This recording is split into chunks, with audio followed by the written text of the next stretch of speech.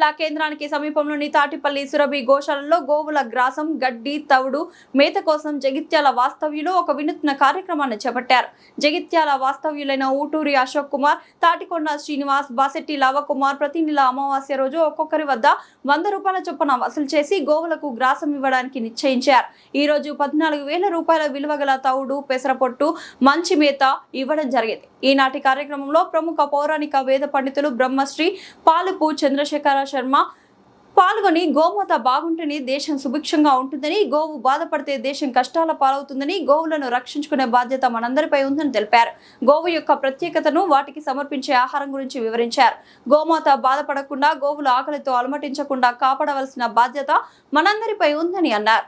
ఈనాటి కార్యక్రమంలో గోశాల అధ్యక్షుడు డాక్టర్ తురగ రాజిరెడ్డి, కార్యదర్శి బండారు కమలాకర్ రావు, కోశాధికారి జలగం జలంధర్ రావు, సామాజిక కార్యకర్త తౌటు రామచంద్రం, ఊటూరి అశోక్ బాబు, బాషెట్టి లవకుమార్, తాటికొండ శ్రీనివాస్, ఊటూరి ఓంకార్ తదితరులు పాల్గొన్నారు. వచ్చిన అతిథులందరికీ నిర్వాహకులు అల్పాహారం ఏర్పాటు చేశారు.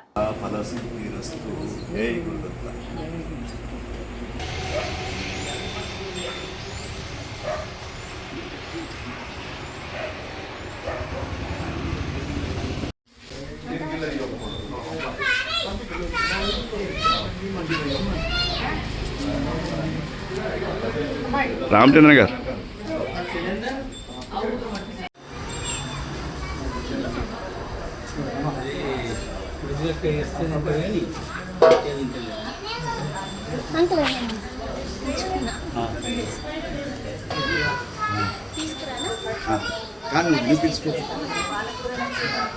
పాలకూర తింటున్నది మంచిగా మీరు పెట్టుకోరు.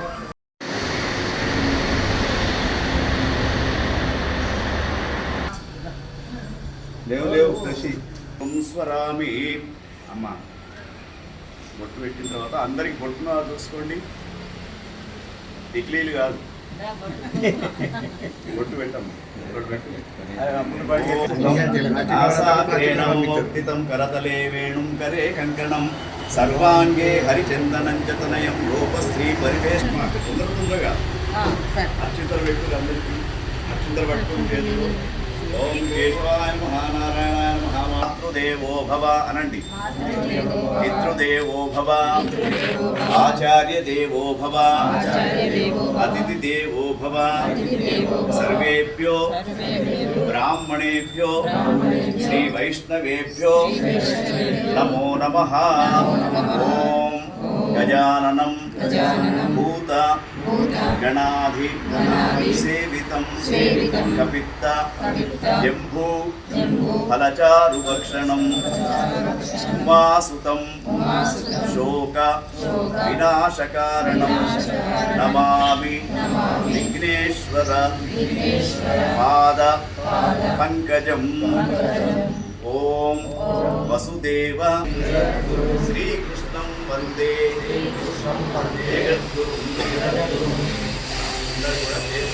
పట్టుకొని ఓం శుభే శోభనముహూర్తే అద్య బ్రహ్మణ ద్వితీయపనార్థే నైవేదతమపాదే అస్మిన్ వర్తమాన వ్యవహారిక చాంద్రమానేన స్వస్తి శ్రీ పరాభవనామ సంవత్సరే ఉత్తరాయణే వసంత ఋతు వైశాఖమాసే కృష్ణపక్షే అద్య తిథిః శని అమావాస్యాం. శని జయంతి శుభ సమయే ఆత్మ పూజాన్వత్వేన ప్రథమతః గోత్రనామోచ్చారణం కరిష్యే. అందరూ కూడా గోత్రాలు చెప్తాను.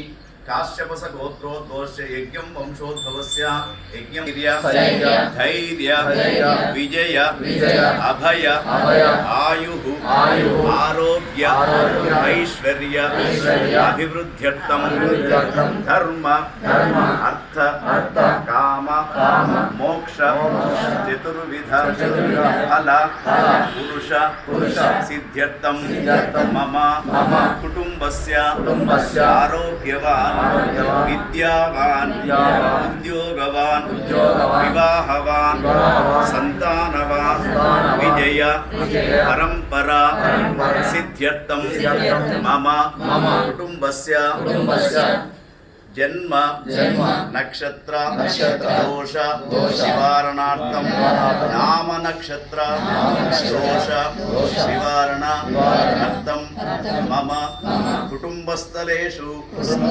సమస్త నరదృష్టి దోష నివారణార్థం అఖండ లక్ష్మీ ప్రాప్యర్థం ప్రాప్యలక్ష్మీ స్థిరనివాస సిద్ధ్యర్థం మమ ఎవరి తల్లిదండ్రులు వాళ్ళు అనుకుంటే మాతుః పితుః శాశ్వత శివసాయుధ్య సిద్ధ్యర్థం మాసమాస ప్రయుక్తే గోశాల ఆటిపెల్లి గోశాల ప్రాంగణ స్థలేషు గోగ్రాస సమర్పిత పూజాం లేపనం సమర్పయామి నానావిధ పరిమళ పుష్పం ఓం సురభ్యే నమః ఓం సిద్ధిప్రదాయే నమః ఓం సిద్ధవిద్యాయే నమః ఓం జగద్దాత్రే నమః బ్రహ్మపుత్రే నమః ఓం యజ్ఞాంగయాయే నమః ఓం యజ్ఞరూపిణ్యే నమః ఓం అవ్యకవ్య యశోదా నంద వర్ధిన్యే నమః ఓం ధర్మ విభవాయే నమః ఓం విష్ణు పాదోద్భవ ప్రఖ్యాయే నమః ఓం మంత్రదాయే నమః ఓం పుణ్యాయై నమః ఓం ఋతదాయై నమః ఓం శ్రీ గోమాత్రే నమః ఓం కార్త వీర్య అర్జున అమృతి ఏతవే నమః ఓం యమదగ్ని వాసుతం శోక వినాశకారణం నమామి విఘ్నేశ్వర పాద పంకజం శృతిస్మృతి పురాణానాం ఆలయం కరుణాలయం నమామి భగవత్పాద శంకరం లోకశంకరం సదాశివ సమారంభాం శంకరాచార్య మధ్యమాం అస్మదాచార్య పర్యంతాం వందే గురుపరం.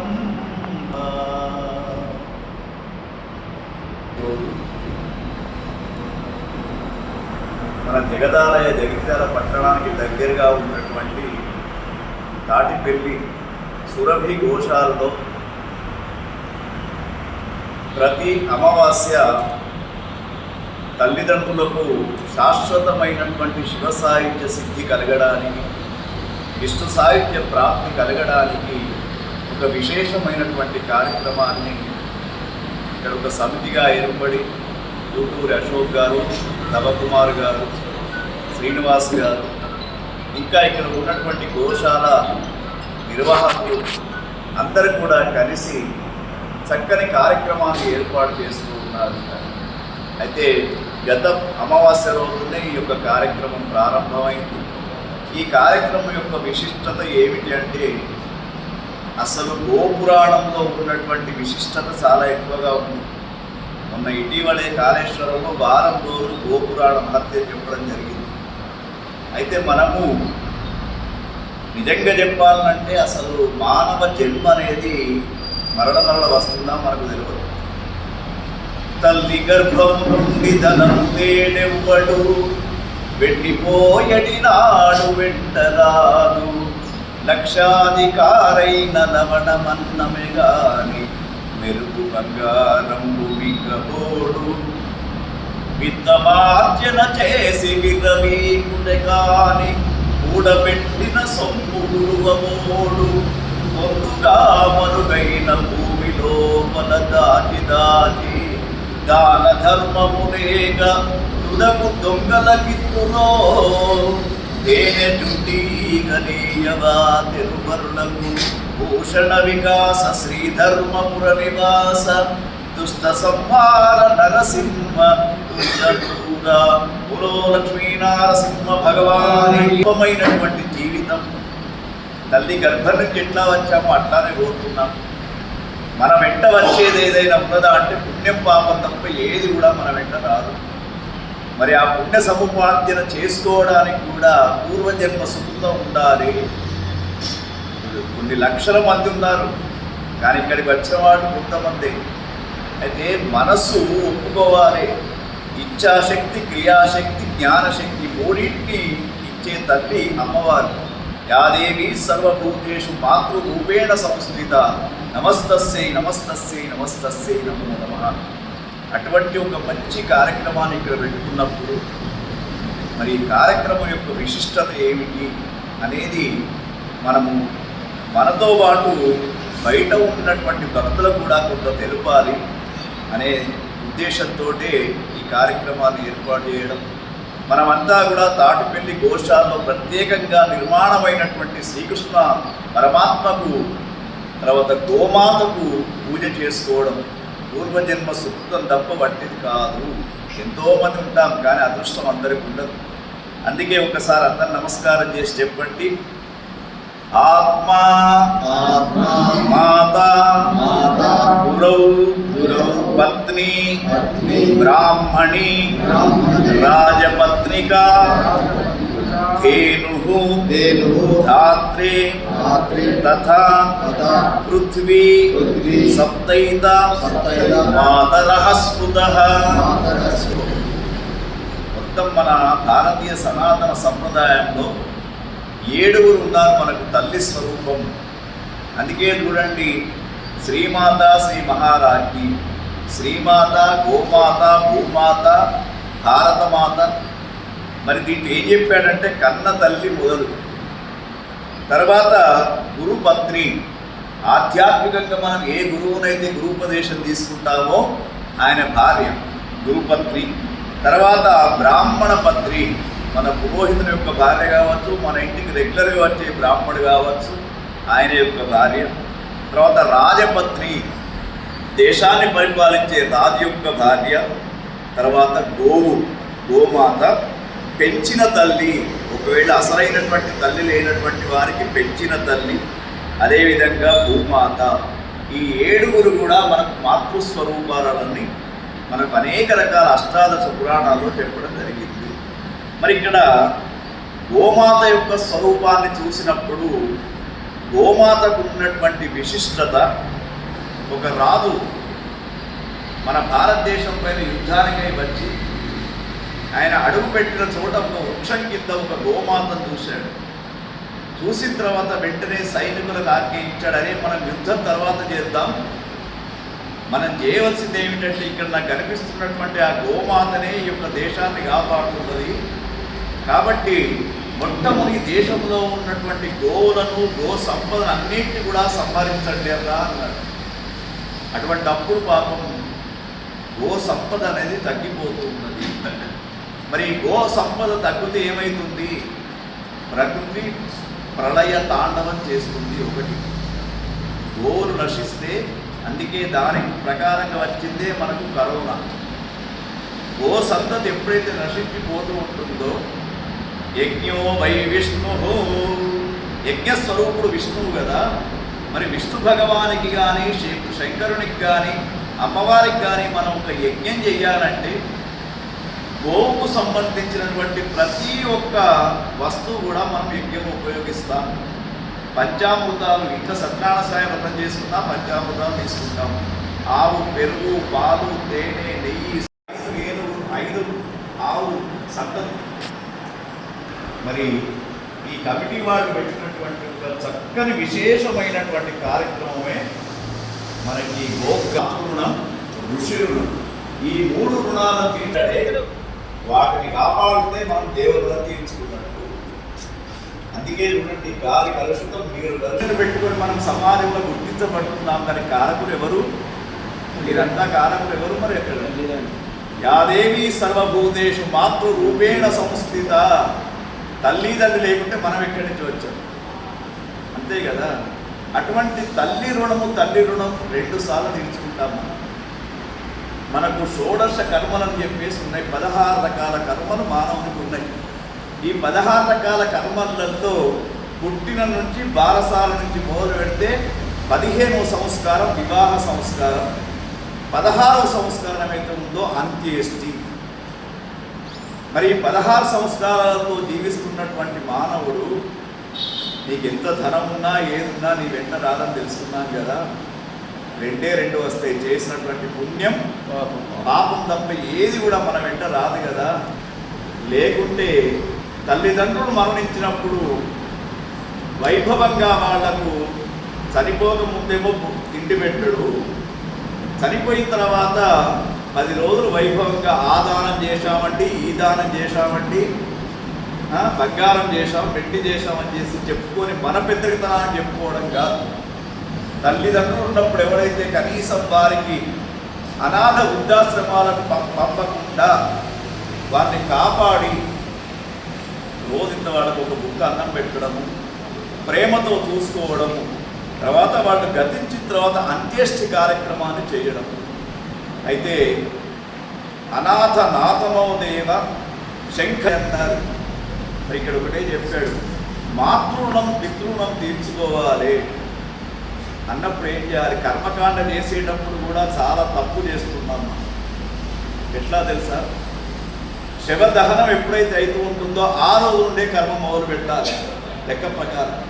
కానీ మనం ఏం చేస్తున్నాం? అయ్యగారు దొరకక లేదా మనకు అమావాస్య రోజున 12 గంటలకు ఆకాశంలో ఉంటూ నా కొడుకు, నా బిడ్డ, నా మనవడు, నా మనవరాలు ఎట్లా ఉన్నారని చెప్పేసి దివ్య దృష్టితోటి చూస్తూ ఉంటారు పైన. అది అమావాస్య విశిష్టత. గోవత్స ద్వాదశి, సురభి ఆవు 5 ఆవులు పుట్టినటువంటి క్షీరసాగర మదనం నుంచి ఆవిర్భవించినటువంటి రోజు మనమంతా అరుణాచలం పోయి గిరి ప్రదక్షిణ చేస్తున్నాం. ఇంకా ఎక్కడికో పోతాం, కాశీ పోయి పంచకోశ పరిరక్షణ చేస్తాం. కానీ ఇప్పుడు వాళ్ళు ఒక విశేషమైనటువంటి కార్యక్రమం అనుకుంటున్నారు. అక్కడ కొత్తగా నిర్మాణం చేసినటువంటి ఆ యొక్క వ్యవసాయ కేంద్రం దగ్గర, అదంతా కూడా పర్వత ప్రాంతం. అక్కడ మరి 21 నవంబర్ నాడు గోవత్స ద్వాదశి రోజున గిరి ప్రదక్షిణ అని సురభి ఆవు జన్మించినటువంటి రోజున సురభి గోశాల వారు నిర్వహిస్తున్నటువంటి ఒక చక్కని విశేష కార్యక్రమం. దాని వివరాలు నెక్స్ట్ మీటింగ్ వరకు చెప్తారు. ఆ కార్యక్రమాన్ని కూడా ప్రచారం చేయండి. ఆ కార్యక్రమం కూడా మనమందరం పాల్గొనాలి. ఎక్కడో లేడండి పరమాత్మ, ఎక్కడో లేడు. మనము కష్టపడి ఎక్కడెక్కడో తీర్థయాత్రలు తిరిగి సంపాదించిన అవసరం లేదు. మన స్థానిక దేవతలను పూజించిన, కనీసం ఇంటి ముందరికి వచ్చినటువంటి ఆవు దానా పెట్టినా మనం అనేక మంది దేవతలను పూజించినట్టే లెక్క. అయితే ఈ యొక్క కార్యక్రమం తర్వాత ఏముందండి, సంవత్సరకు 1200 రూపాయలు. అతడు పంచభూతాలను జయించేసి నీళ్లల్లో మునిగి తపస్సు చేస్తున్నాడు ఆయన. అట్లా కొన్ని సంవత్సరాలు అయినాయి. మరి నీళ్లలో మునిగితే చేపలు కొరకవా, మొసళ్ళు కొరకవా? ఒకటే ఆత్మ, ఆయన మొత్తం కూడా పరమాత్మ పైనే దృష్టి. పక్కకి ఏం జరుగుతుందో తెలుసు. చేపలు వస్తున్నాయి, చూస్తున్నాయి, సంతోషంగా వెళ్ళిపోతున్నాయి. మొసలు వస్తున్నాయి, చూస్తున్నాయి, సంతోషంగా వెళ్ళిపోతున్నాయి. జలచరాలన్నీ కూడా ఈ యొక్క ఋషిని చూస్తూ ఉన్నాయి తప్ప ఏమంటుంది. అప్పుడు చేపలు పట్టేవాళ్ళు వచ్చారు. వచ్చి ఒక పెద్ద వల వేశారు.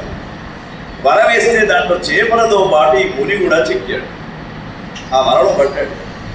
వలలో పడితే పాపం గట్టిగా పెద్ద చేప కావచ్చు అని చెప్పేసి గట్టిగా లాగారు. లాగిన తర్వాత ఒడ్డుకు వచ్చాడు ఆ యొక్క ఋషి. వచ్చిన తర్వాత అప్పటికే నీటి నుండి వచ్చిన చేపలంటే చనిపోయింది. కుప్పలు కుప్పలుగా చేపలు చనిపోవడం విచారకరమైనటువంటి దృశ్యాన్ని ఆ ఋషి చూసి, ఆ ఋషి శరీరం లెక్క లేదు, మొత్తము నాచు పట్టేసి నాచు కుండలాగా ఉన్నాడు. వెంటనే పోయేవాళ్ళందరూ కూడా వాళ్ళు వచ్చేసి నమస్కారం చేశారు. స్వామి, మై తప్పైపోయింది, మీరు మహానుభావులు, మేము జీవన వృద్ధి కోసం ఇది చేస్తూ ఉన్నాం, మరి మా తప్పును ఎట్లా క్షమించమంటారు? మీకు ఏమిస్తే మా తప్పును క్షమించబడుతుందని చెప్తే, మీరు ఏమిస్తారో చెప్పండి అన్నాడు. అప్పుడు వెంటనే వీళ్ళకి అర్థం కాక ఒక ఆ రాజ్యాన్ని పరిపాలించే రాజు దగ్గరికి వెళ్ళారు. రాజు దగ్గరికి వెళ్ళి, రాజా ఇట్లా జరిగింది, పెద్ద మహాముని ఎక్కడ ఉన్నాడు దగ్గర రాదు స్థానిక పురోహితుడిని మంత్రులను అందరిని తీసుకొని పోయి నమస్కారం చేశాడు. అయ్యా వీడు చేసింది తప్పు, మరి ఈ తప్పు పోవడానికి వీళ్ళకి శిక్ష తగ్గడానికి మీకు ఏమి ఇమ్మంటారు దానం అన్నాడు. అంటే రాజా నీ ఇష్టం అన్నాడు. ఏమి ఇస్తావో చెప్పు అన్నాడు.